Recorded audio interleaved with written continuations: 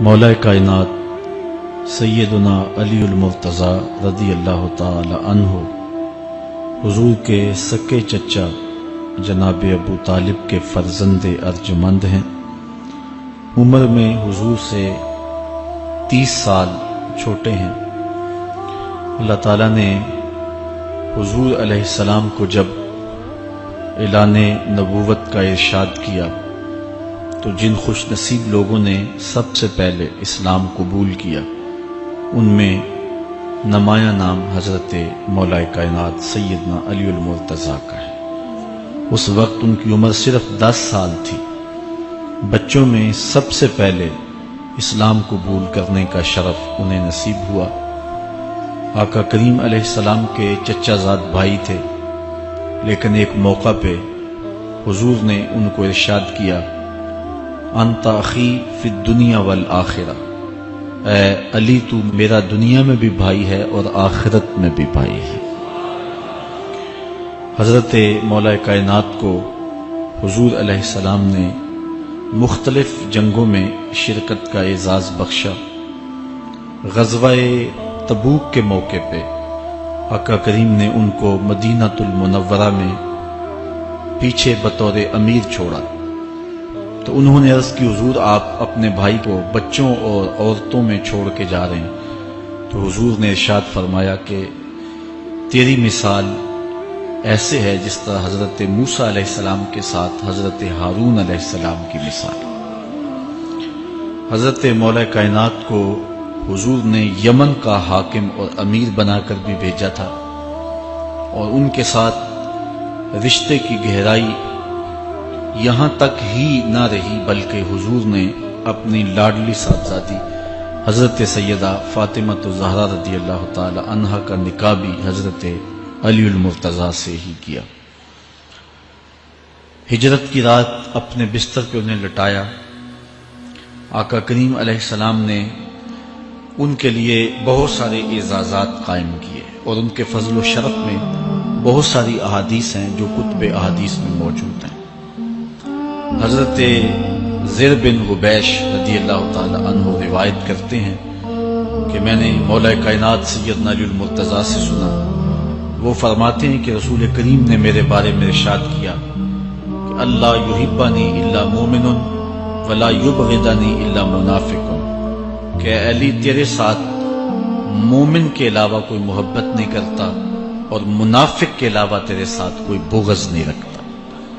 حضرت علی المرتضیٰ فرماتے ہیں کہ اگر میں کسی مومن کی ناک پر تلوار بھی ماروں تو وہ میرے ساتھ بغض نہیں رکھ سکتا، اس لیے کہ میرے رسول نے فرمایا، اور اگر میں کسی منافق کے سامنے دنیا کے سارے خزانے ڈھیر کر دوں وہ میرے سے پھر بھی محبت نہیں کر سکتا۔ حضرت مولا کائنات رضی اللہ تعالی عنہ اللہ اور اس کے رسول کے محبوب تھے۔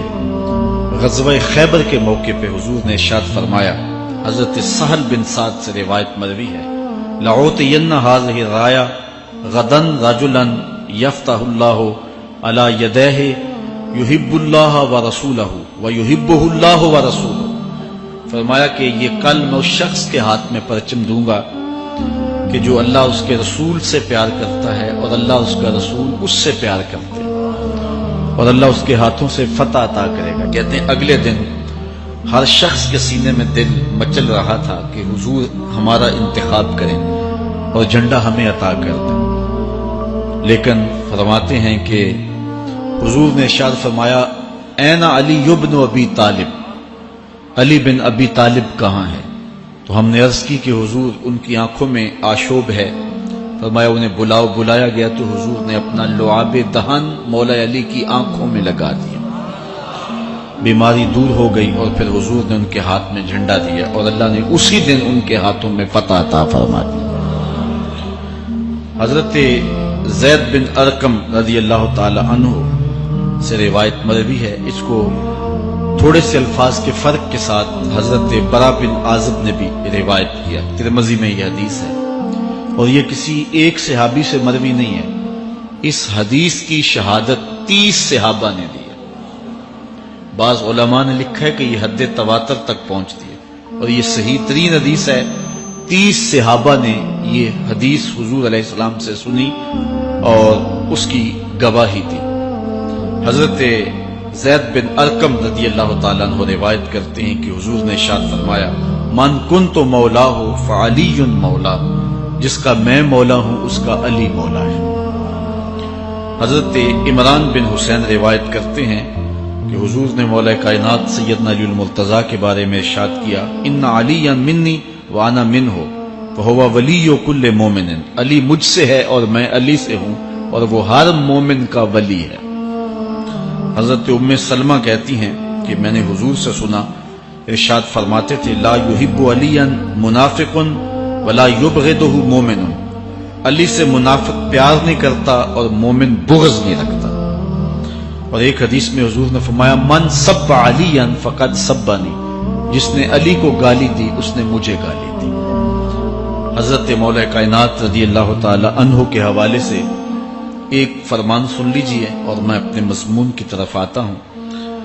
حضرت مولا کائنات کی ذات کو حضور نے معیار بنایا۔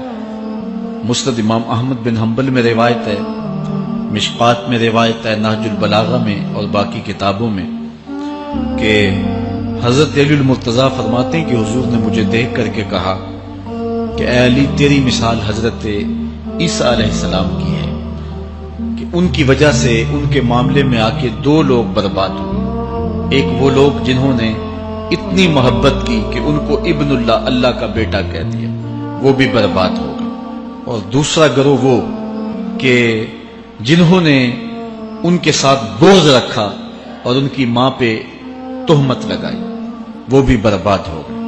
حضور نے یہ ارشاد کر کے فرمایا، حضرت علی فرماتے ہیں کہ حضور نے کہا یہلک فی رجلان محب مفرط یکرزنی بما لیس فی، اے علی تیرے معاملے میں بھی 2 لوگ بربادی میں مبتلا ہوں گے، ایک وہ لوگ جو اتنا پیار کریں گے کہ وہ کہیں گے جو تو نہیں ہوگا، اور دوسرے ومبغض یحملہ شنآنی علی ان یبہتنی، اور دوسرے وہ جو تیرے ساتھ بغض رکھیں گے اور بربادی کے راستے پہ چلیں گے۔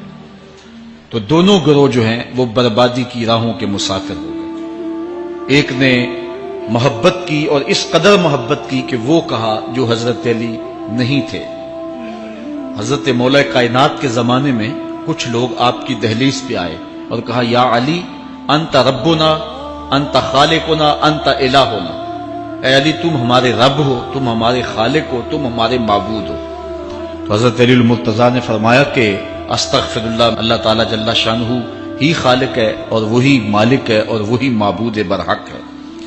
انہوں نے پھر یہ بات کہی، تو جب تیسری مرتبہ کہا تو حضرت علی نے ان کی گردنیں کاٹ دی۔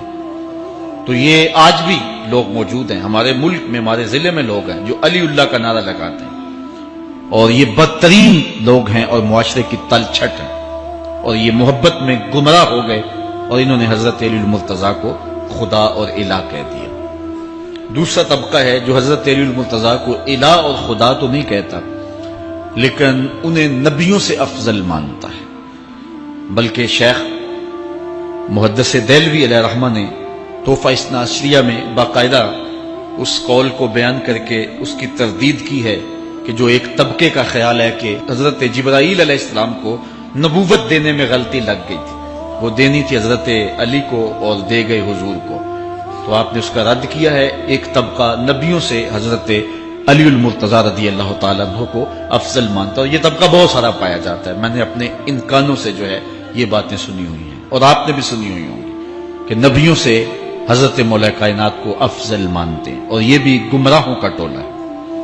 تیسرا طبقہ وہ ہے جو نبیوں سے افضل تو نہیں مانتا لیکن معصوم مانتا ہے، یہ گمان کرتا ہے کہ حضرت علی رضی اللہ تعالی عنہ بھی اس شان کے مالک ہیں جو معصومیت کی شان انبیاء علیہ السلام کو دی گئی۔ یہ 12 امام اور 14 معصوم کا لفظ آپ نے سنا ہوگا، ہمارے جاہل مولوی بھی بول دیتے ہیں بعض کا، معصوم صرف انبیاء کی ذوات ہے۔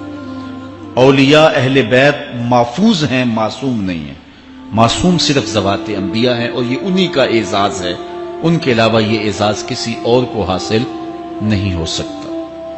چوتھا طبقہ وہ ہے کہ جو حضرت علی المرتضیٰ رضی اللہ تعالی عنہ کو حضرت ابو بکر و عمر رضی اللہ تعالی عنہما سے بھی افضل مانتا ہے۔ خود مولا کائنات نے فرمایا کہ جو لوگ مجھے شیخین سے افضل کہتے ہیں میں ان کے اوپر وہ حد جاری کروں گا جو ایک جھوٹے پہ جاری ہوتی ہے۔ حضرت محمد بن حنفیہ کہتے ہیں جو حضرت مولا کائنات کے بیٹے ہیں کہ میں نے اپنے باپ علی سے پوچھا کہ اس امت میں سب سے افضل شخص کون ہے؟ قال ابو بکر، کہا امت میں سب سے افضل شخص کا نام ابو بکر ہے۔ کہتے ہیں میں نے کہا ثم من، پھر کون؟ قال عمر، تو کہا حضرت عمر رضی اللہ تعالی عنہ۔ تو یہ ان کا اپنا عقیدہ ہے۔ یہ کہا جاتا ہے کہ حضرت علی رضی اللہ تعالی عنہ کا حق غصب کر لیا گیا۔ حضرت علی خود فرماتے ہیں کہ اگر حضور نے میرے بارے خلافت کی وصیت کی ہوتی تو میرے پاس صرف ایک تلوار اور ایک چادر بھی ہوتی تو میں آخر دم تک لڑتا۔ شیر خدا ہو اور اللہ کا رسول وصیت کرے اور وہ چھپ کے بیٹھا رہے، یہ کیسے ہو سکتا ہے؟ تو یہ حفوات ہیں اور یہ اباطیل ہیں اور یہ جو ہیں وہ شر ہے جو معاشرے کے اندر پھیلی ہے۔